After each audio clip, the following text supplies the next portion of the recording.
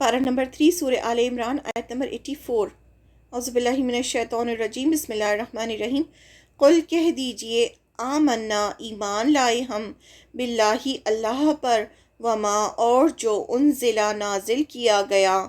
آپ صلی اللہ علیہ وسلم سے فرمایا جا رہا ہے کہ ان لوگوں سے کہہ دیجئے کہ ہم تو ایمان لائیں جو نازل کیا گیا علینا ہم پر، یعنی قرآن مجید پر، وما اور جو انزلہ نازل کیا گیا علی ابراہیم ابراہیم علیہ السلام پر، و اسماعیل اور اسماعیل علیہ السلام پر، و اسحاق اور اسحاق علیہ السلام پر، و یعقوب اور یعقوب علیہ السلام پر، والاسباطی اور اولاد یعقوب پر، وما اور جو اوتیا دیے گئے موسیٰ موسیٰ علیہ السلام، و عیسیٰ اور عیسیٰ علیہ السلام، والنبیون اور تمام انبیاء، من ربہم اپنے رب کی طرف سے، لا نفرق نہیں ہم فرق کرتے، بینہ درمیان، احد کسی ایک کے، منہم ان میں سے، ونحن اور ہم، لہو اسی کے، مسلمون فرما بردار ہیں۔ یعنی کنفیس کرنے کو کہا جا رہا ہے مسلمانوں سے کہ آپ یہ سب کہیے، آپ کہہ دیجیے کہ ہم اللہ تعالیٰ پر اور جو کچھ ہم پر اتارا گیا ہے،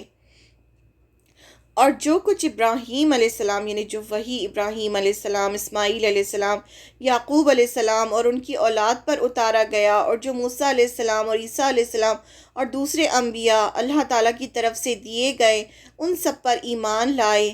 ہم ان میں سے کسی کے درمیان فرق نہیں کرتے، یعنی ہم ایسا نہیں کہتے کہ موسیٰ علیہ السلام، عیسیٰ علیہ السلام کوئی ایک دوسرے سے، کوئی بڑا ہے کوئی چھوٹا ہے، ہم فرق نہیں کرتے، جبکہ یہ لوگ کرتے تھے نا۔ یہ لوگ موسیٰ علیہ السلام کو مانتے تھے یہود، عیسیٰ علیہ السلام آپ صلی اللہ علیہ وسلم کو نہیں مانتے تھے۔ عیسائی جو تھے وہ سب کو مانتے تھے لیکن آپ صلی اللہ علیہ وسلم کو نہیں مانتے تھے، تو یہ فرق کرتے تھے۔ لیکن مسلمان ایسا نہیں کرتا، مسلمان کسی کے درمیان فرق نہیں کرتا، اور ہم اللہ تعالیٰ کے فرما بردار ہیں۔ تو یہ ان سے کہہ دیجئے، say O Muhammad صلی اللہ علیہ وسلم, we believe in Allah and in what has been sent down to us, means Quran, and what has sent down to Ibrahim, Ismail, Ishaq, Yaqub and al-Asbat. Asbat کون ہوتے ہیں؟ the 12 sons of Yaqub علیہ السلام، جو بنی اسرائیل ہیں ان کے 12 قبیلوں سے. And what was given to Musa, Isa and the prophets from their Lord.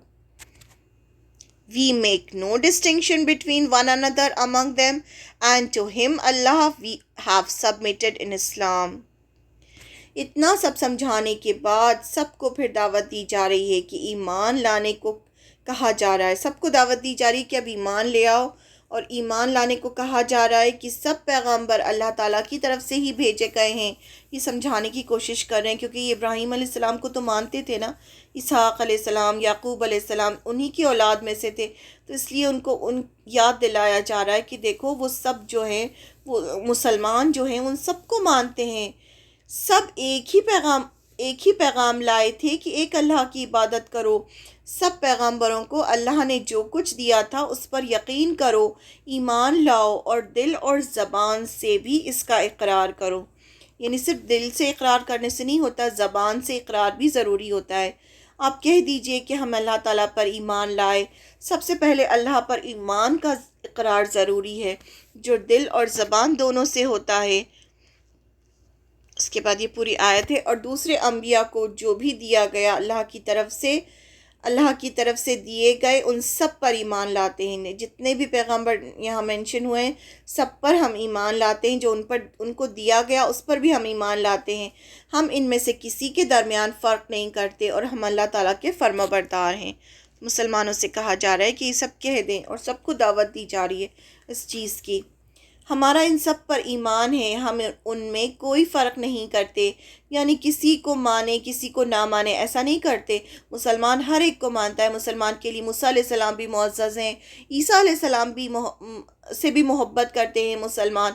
ایسا نہیں کرتے کہ ایک کو مانے ایک کو نہ مانے، جبکہ یہود موسیٰ علیہ السلام کو مانتے تھے، عیسیٰ علیہ السلام اور آپ صلی اللہ علیہ وسلم کو نہیں۔ پھر نصارہ یعنی عیسائیوں نے بھی آپ صلی اللہ علیہ وسلم کا انکار کیا، بلکہ ہمارا یعنی مسلمانوں کا سب پر ایمان ہے، اور ہم سب اللہ تعالیٰ کے فرما بردار ہیں۔ اس امت کو مومن تمام انبیاء پر اللہ تعالیٰ کی تمام کتابوں کو مانتے ہیں۔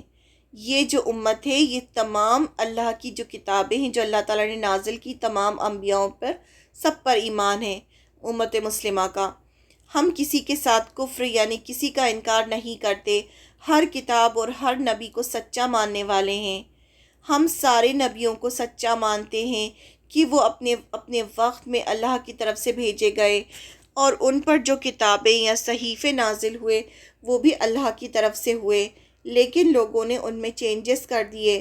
پھر اللہ نے آخری کتاب قرآن نازل فرمائی۔ قرآن اسی لیے نازل فرمائی، اور پھر اللہ نے قرآن کی ذمہ داری لی کہ کوئی اس میں کوئی چینج نہیں کر سکتا۔ اور اب دیکھیں بھی 1400 سال سے زیادہ ہو چکا ہے، لیکن کوئی آج تک قرآن میں کسی بھی قسم کا کوئی چینج نہیں ہوا ہے، صرف اسی لیے جب کہ کتنے دشمن اسلام بیٹھے ہیں، لیکن اسی لیے کیونکہ اس کی ذمہ داری خود اللہ نے لی ہے، اور قیامت تک اسے کوئی چینج نہیں کر پائے گا۔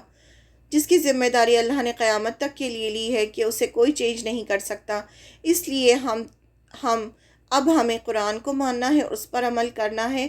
قرآن نے پچھلی ساری کتابوں کو منسوخ کر دیا، جسے ایک اپ گریڈڈ ورژن آتا جاتا ہے، اپ گریڈڈ پیچھے والا جو ہے وہ ختم ہو جاتا ہے، اور آگے والا جو ہوتا ہے وہ اور اچھا ہوتا ہے، پھر اسے ماننا ہوتا ہے۔ اسی طرح سے قرآن مجید ہے اور اسلام ہے کہ اب اسلام ہی قبول ہوگا اللہ کے سامنے، اور قرآن جو ہے وہ موسٹ اوتھینٹک بک ہے جس میں کوئی چینجز نہیں ہے۔ باقی جو بکس ہیں اس میں کافی چینجز ہو چکے ہیں، اس لیے اب ہمارا فرض ہے کہ ہم قرآن کو مانیں اور اسلام کو قبول کریں۔ اور اللہ کی اسلام کیا ہے؟ اللہ تعالیٰ کی فرما برداری کرنا۔ اور یہ فرما برداری اللہ تعالیٰ کیوں چاہتے ہیں ہم سے؟ تاکہ ہم نیک بن جائیں، ہم صحیح راستے پر چلیں، ہم جنت میں جائیں، ہم ایک اچھے انسان بن جائیں۔ اور امت مسلمہ کا کیا فرض ہے کہ خود بھی جنت میں جانے کی کوشش کرے اور ساری دنیا کو اپنے ساتھ جنت میں لے کے جائے۔ یہ نہیں کہ اکیلے خود جنت میں چلے جائیں، نہیں، دوسروں کی بھی مدد کرے کہ وہ بھی جنت میں جائیں۔ جس طرح سے آپ صلی اللہ علیہ وسلم تڑپتے تھے لوگوں کے لیے، آپ کہتے تھے کہ میں تمہیں کمر سے پکڑ کے کھینچ رہا ہوں، تم لوگوں کی آگ میں گرے جا رہے ہو، یعنی تم اپنی مرضی سے آگ میں گر رہے ہو، اور آپ صلی اللہ علیہ وسلم پکڑ کھینچ رہے ہیں کہ نہیں، ایسا مت کرو، یہ غلط ہے۔ تو امت مسلمہ کا کام ہے کہ خود بھی قرآن پڑھیں، خود بھی دین سمجھیں، اللہ کی فرما برداری کریں، خود بھی جنت میں جانے کی کوشش کریں، اور باقی سب لوگوں کو بھی جنت میں لے جانے کی کوشش کریں۔ اسی کام کے لیے اللہ تعالیٰ نے امت مسلمہ کو چنا ہے، کتاب دی ہے، اور جس کے پاس بھی کتاب ہوتی ہے، جس قوم کے پاس بھی، اس کی بہت بڑی ذمہ داری ہوتی ہے، اور پھر اس کی پوچھ بھی بہت بڑی ہوتی ہے۔ قیامت کے دن اللہ تعالیٰ سوال کریں گے کہ تمہیں قرآن دیا تھا، تمہیں کتنی خوش قسمت ہوتے ہیں نا وہ لوگ جو اسلام کے ساتھ پیدا ہوتے ہیں، یعنی مسلمان گھرانے میں پیدا ہوتے ہیں، اور پھر ان کا فرض ہوتا ہے کہ وہ خود بھی دین پر چلیں اور دوسروں کو بھی لے کے جائیں، اور اگر وہ کام نہیں کریں گے تو پھر ان سے سوال بھی اللہ تعالیٰ سخت کریں گے۔